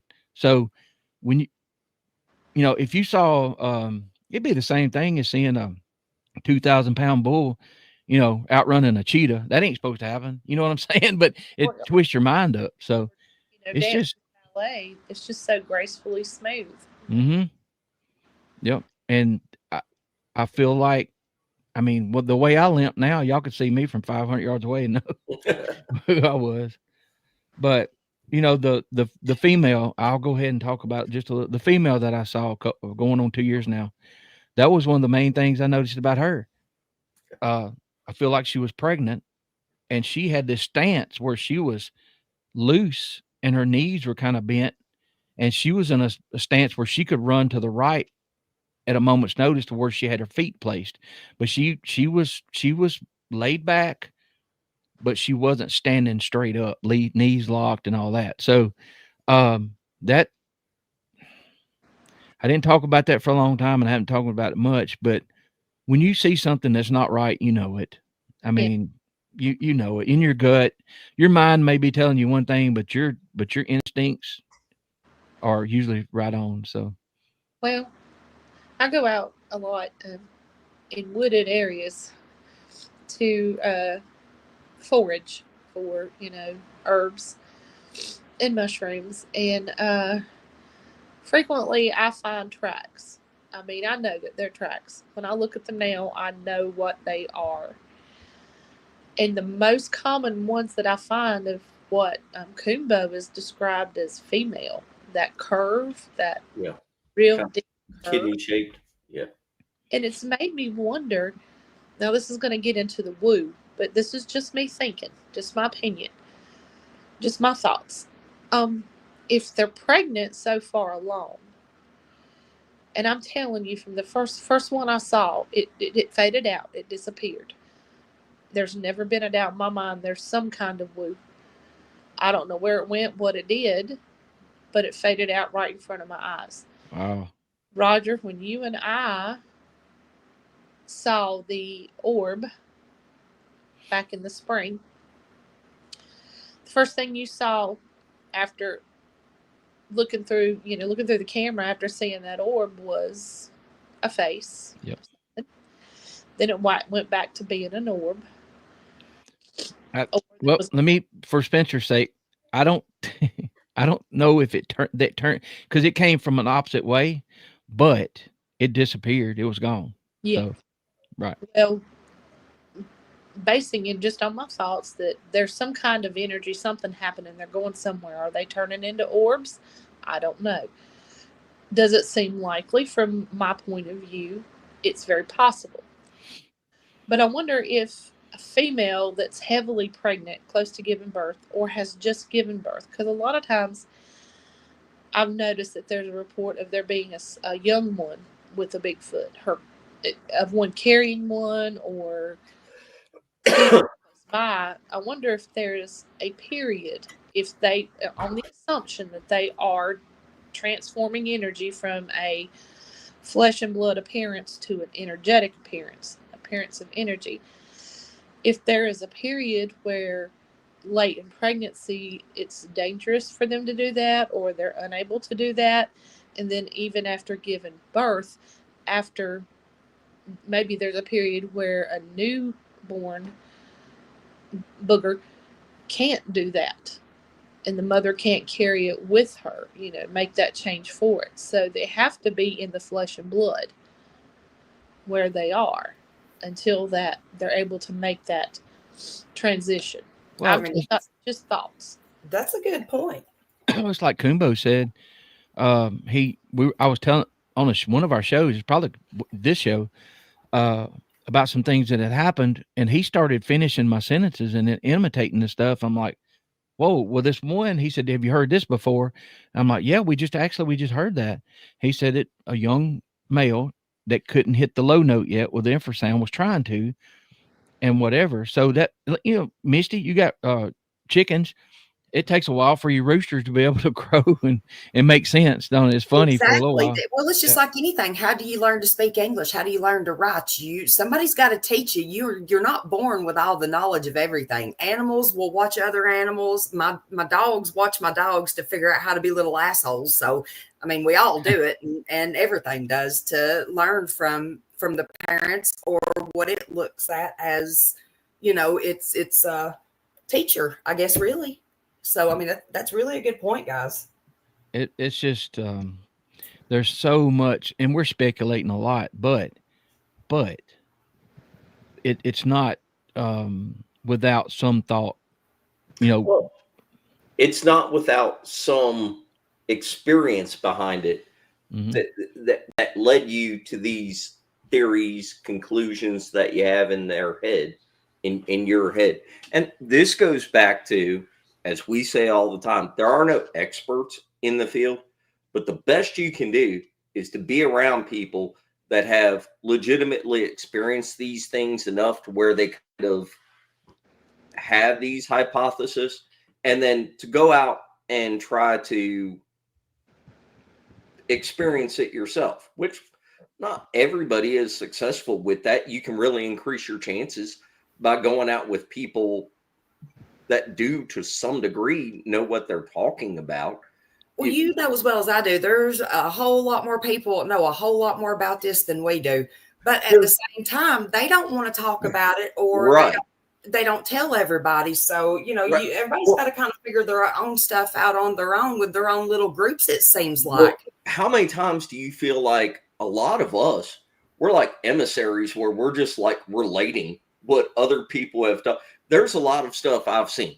There's a lot of stuff I've experienced. Then I talk to people that have 30 years more experience than me. And they're like, oh, yeah, this and that. Oh, yeah, this is what was happening. This is what led to that. And, I sit there all the time. I'm like, I don't know if that's exactly the case, but I'm willing to listen to this person because they have way more experience than me. But I can tell you it coincides with a lot of stuff that I've experienced. If you watch a YouTube video on Bigfoot and you're like, this is all BS, all I can say to you is you've never been in the right place at the right time with the right people that actually knew what they were talking about. Come experience it yourself. Rusty was just on here. Now, Rusty's had his own experience. We had Rusty on the show talking about what he saw. He just said, hey, I never saw any of that stuff at Hollins. Okay, fine. Maybe you haven't. Having said that, though, look at all the people that we have had on here just from in the past 2 years dealing with Hollins that have like, hey, I saw this, I saw that. What Roger and Katie are talking about with the orb thing. I wasn't there. I saw some videos and some pictures. Could it be? Yeah, it could be. I wasn't there. If you talk to Ken was on here, or Ken just made a comment. Then I saw one walking around. Yep. Stacy Thrasher saw something there. Sherry and Donna have seen something there. Heather saw an arm. We don't talk about it much. She saw an arm come out around that tree close to the watermelon, and we're sitting there, and she starts getting up out of her chair with her eyes big, and she said she saw an arm. In the detail, the arm pushed a little sapling out of the way, and then snatched back. If you go back to what we said an hour ago, just think about this. We've been on here almost 2 hours, so kind of let's tone it. Think about this. If somebody tells you an experience, if you're predisposed to believe in boogers because you've had an experience or you're open-minded to it, whatever, you're basing whatever that person says off of the way that you perceive them, their credibility, how they speak, their mannerisms, all that kind of stuff. You make up your mind. You're like, oh, okay, I think this person is telling me a real experience. Or they give you like some kind of detail where you're like, wow, that's really good. I mean, I don't see how somebody could have made that up or anything. Then if the person shows you pictures or video, if they were lucky enough to get them, you go right to, here we go. You go right to that and you're like, okay, this is the focus of the encounter, the story, the experience right there. Look at that. And everybody then starts leaning into the picture going, I don't know, maybe, especially if it's one of those pictures that's got the red circles around it and all that kind of crap. And then you base your opinion off that. Instead of all of this, I just simply say, take everything with a grain of salt, but there are certain people you have to trust somebody at some point. You have to start getting out and being around the people that are actually doing this, and you have to get your ass in the woods at certain points and try to experience it yourself. And then once you have your own experiences, good luck, because you're going to be like, should I tell everybody? And most people don't share it, I mean, even like on our page, me, you, and Greg, Roger, God love his heart. If it wasn't for Roger and some of the other folks, we wouldn't even keep the page going, because most of the time we don't even post anything. Roger posts and shares all his stuff on there, but half the time we don't even share our stuff. And the really good stuff, for whatever reason, I don't know why it works this way in the Bigfoot world, but the people that have the really, really impressive videos and pictures, they don't want to share it. But you know why? It always gets stolen, or somebody else tries to. I agree, but I'm just saying, you've seen a lot of stuff Roger has. We've all seen some of the stuff that's kept behind closed doors that doesn't get released out there. And y'all, some of it, I'm not saying this to make anybody jealous, it's just the truth. Some of the stuff I've seen would blow your mind. It's so clear. It's so there's no ambiguity. And y'all, we're not saying it, we try to get the people to please show this. Please don't. I don't even care if it's my show. Call Spencer, get this out there. And but I was listening on the way in when y'all first started. Something that Katie said, she felt, what was it? Not kind of like you're protecting them, or you're telling on them, or you know what I mean. So if let's say you get to the point where you're communicating, I agree on that, Katie. and you learn and you learn this thing, and it learns you know what's going to happen if you give somebody the coordinates, the wrong people. They're going to come kill it, and they're going to dissect it. So I agree on that, and I think that's a lot of why some people don't share, because I've kind of quit sharing a lot of stuff that I find personally, because I don't know. I would feel horrible if something like that happened, and it was my fault. I don't share stuff just because now it's gotten to a point where I've done this for so long now that I know that even if you share the stuff, you're not going to make a difference. You'll make a difference to some people if you share a really, really clear picture. But by and far, overall, at the end of the day, you're not really going to make a difference. You're still going to have the people that are just out there looking to say, this is all BS. They're still going to say it's BS. The people that would believe you anyway are going to be like, oh, that's awesome. They're going to believe you anyway. You're not really making a difference. That's like the stuff that we all send back and forth to each other. We don't share everything that we send. I mean, just like I went for months without hearing anything here. I mean, literally, I didn't hear nothing. It's the real thing. That's a dog man. Yeah. And here the last, I don't know, I guess probably month, it seems like there's been, stuff getting stirred up again. And I've sent some pictures and some videos and just different things, that I've found and heard and whatever around here. But, just because do they bury their own? Do they hide send them? or share something, that don't mean that you've got something at your place, or you've got something at the place that you're at.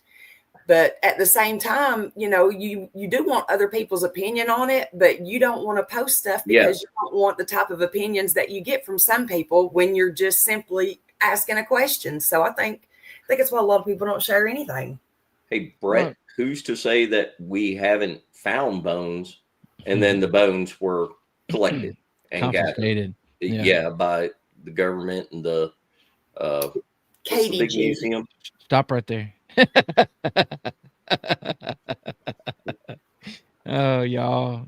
Yeah. It's kind of a burden because you promise people that you won't, that you won't divulge stuff, and you're like, oh my God, and your hope, the hope is that some of the stuff will slip by the confiscators Yeah. because they're really creative in their methods. We'll leave it at that. But Well, I mean, I'm not trying to be, whatever. It's a fact. I saw some evidence about a month ago. After it was backstage, it was private, and I saw a picture. It wasn't of a booger, but it was of something a booger did, and it was obvious.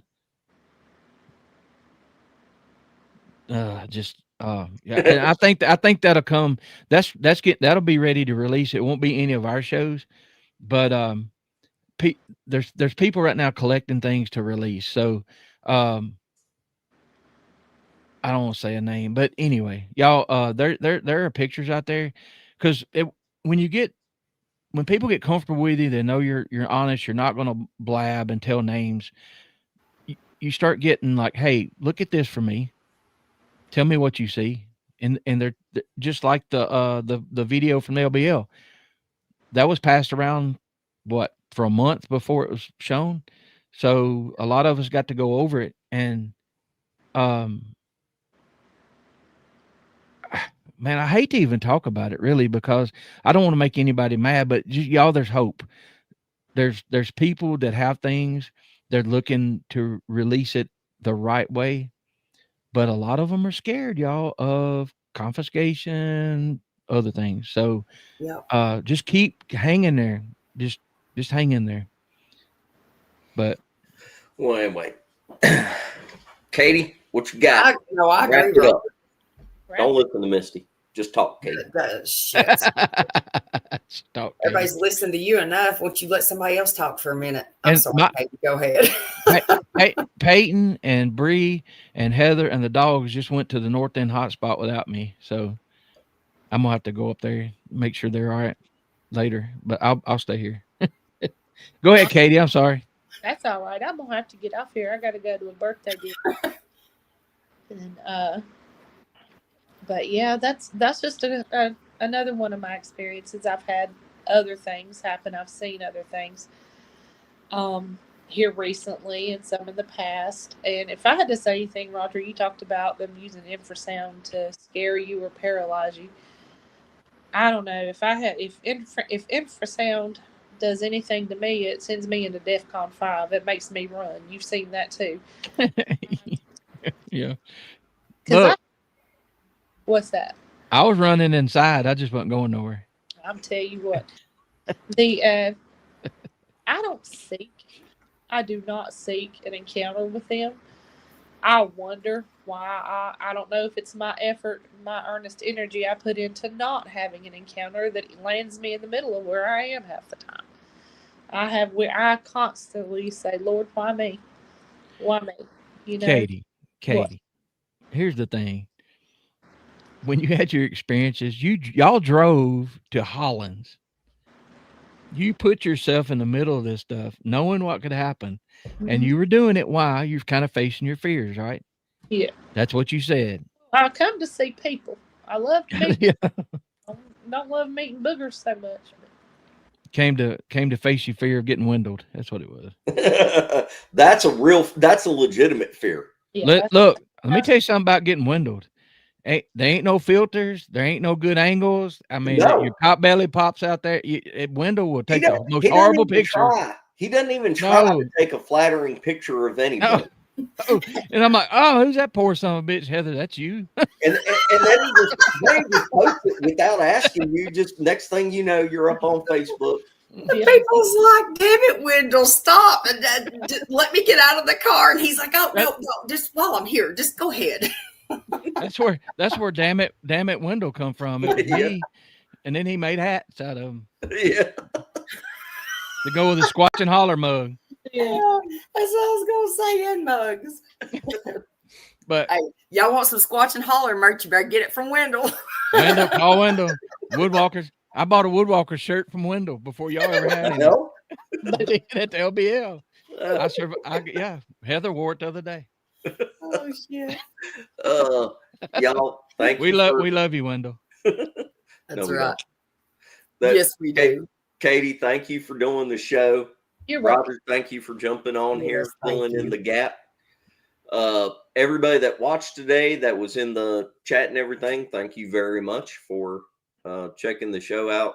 As we get close to the holiday season, we've got some guests lined up, but you know how it gets whenever we get to this time of year. We've all got family and everything like that. But anyway, thank you very much for watching the show. The Hooters United. What the G? That cracks me Yeah, up. y'all, we're gonna start doing some over there pretty soon, hopefully again. So go over and make sure you're subscribed to that. Hey, and y'all, please get Spencer to tell the raccoon story. I about spit snot and everything out yesterday, laughing at him yesterday. I'm like, why haven't I heard this story before? But not now. Just that's a night owl's thing. Anyway, yes, happy Yeah. Thanksgiving. Happy Thanksgiving to everybody. We'll catch y'all next weekend. We got a guest next weekend and the weekend after. Well, I say that now, but we'll see. And Anyway, y'all, Katie, thank you. Yeah, thanks, Katie. And before y'all go, we're not going to do Thursday night because of Thanksgiving. We're going to do a Wednesday night. It's going to be a relaxed. I'm going to have all the hosts of all the shows on, and we're just going to sit back and BS. So y'all welcome to stop in Wednesday night, 7:00. So it may suck. I'm just going. No, Roger. Just see, look, you're already going into it negative. What the crap? I'm just being honest. I don't have anything to talk about. I'm just going to let everybody else know. Roger don't have nothing to talk about. What are you talking about? We had Katie's story and 3 pictures of hay bales, and we've gone 2 hours on that. Well, I promised Spencer. I said, "Hey, you want me to fill in for Greg? I promise I won't say anything." I lied. No, You do better than I do. I'd rather have you on here. You can just host. Anyway, That's too Anyway. much pressure. thank y'all for having me on. Thanks everybody in the chat for the support. I appreciate it. I love you all. Happy Thanksgiving. We love you too, Katie. And don't tell freak Emily out. we said happy birthday. Hope your daughter is feeling better. Thank you. Michael Yes. X, I just might And you as kidnap that well. old dude. When I go off the deep end, I'm gonna kidnap Ray Stevens and I'm gonna duct tape him and we're gonna do Roger, a show. you can't say Don't disclaimer, that was only a joke. Not if he does it. leave me out of that. Yeah. We're gonna write songs. Well, I'm gonna write a song while he mumbles and kicks and tries to get loose. Right. All right, y'all. Love you. Katie, love you. Thank you very much. You gonna bring him a trench coat? See, listen to Squirrel laugh. I'm sorry, y'all. Oh me. Look, I was sitting here thinking, these people in chat are probably more experienced with boogers than a lot of these shows you see on TV. You know what I mean? We're all sitting there. We're talking about like what the knees look like, and these people on TV are like, I think we caught a scream. Is that a? We're trying to have a real conversation Look out, in our own head. The people in chat are like, these guys are freaking idiots. I know y'all only watch us because we're entertaining. Well, that's the thing about it, though. That's why we're good at this because we don't care. Look out, Ray. Yeah. Somebody take a clip and send it to Ray Stevens. If he's willing to come on the show, I'll have him on. We won't even have Roger on here. Oh my God. All right. Bye, y'all. Love you. See Happy you next week. Thanksgiving, y'all. Have a good Sunday. See y'all in Pascagoula. Bye. Pascagoula. Mississippi Squirrel Revival. Bye. Don't like Ethel. He do me like what's his name? Happy Gilmore got beat up on. Yeah, By Bob Barker. Yeah. They were uppercutting my ass with little bony hands. I'm sorry, y'all. Here we go. Bye. Boy, I pop knots on your head faster than you can rub them. No, Southern shut up. goodbye. We Bye. still got about 28 minutes. No, we don't. Later, y'all. See you, Katie. Bye, Roger. Bye, Misty. Bye, Spencer. Bye. Bye. Got me looking. On the computer, you have to hit okay. Anyway. Shit, just turn me on, turn me up, and turn me loose.